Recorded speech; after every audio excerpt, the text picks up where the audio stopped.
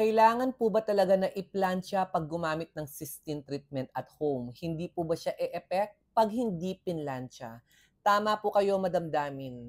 Kung hindi mo pinlantsa gamit ang product na ito, ay hindi po ma-achieve yung 60 to 80% straightening.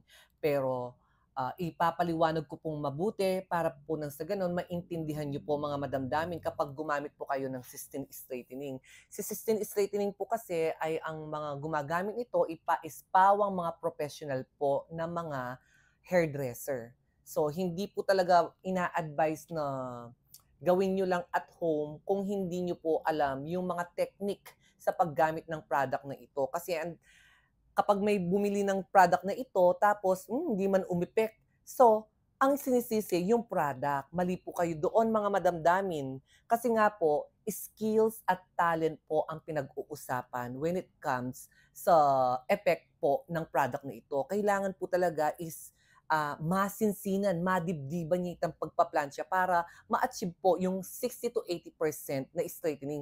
Pero kung super kulot yung buhok mo, wag kang mag-expect na babagsak ng todo-todo dito sa product na ito kahit sinuper plancha mo pa yan. Kasi ito po is treatment po ito na super safe sa mga na-bleach na buhok at yung wavy-wavy lamang po. Pero kung every 2 to 3 months po kayong consistent nagpapasistin sa mga kulot na buhok, kusang tutuwid po yan. Hindi po nakukuha sa isahang proseso or isahang session po yan. Dun po sa mga matataba ang hibla ng buhok at super kulot. Kaya sa mga madamdamin po natin na gusto po nila, one click is tutuwid na ang buhok nilang super dry, super beach na nakakatakot i-reband. Kaya ginamitan po namin nito is wag po kayong mag-expect na isahang proseso po. So, on process po yan. Hindi po makukuha sa isahang proseso. Mas mainam na po dun po tayo sa safety kasi lalo lamang po tayong mapapagastos kapag nasira na po yung buhok. Okay lang naman pong mag-back job, magkaroon ng back job.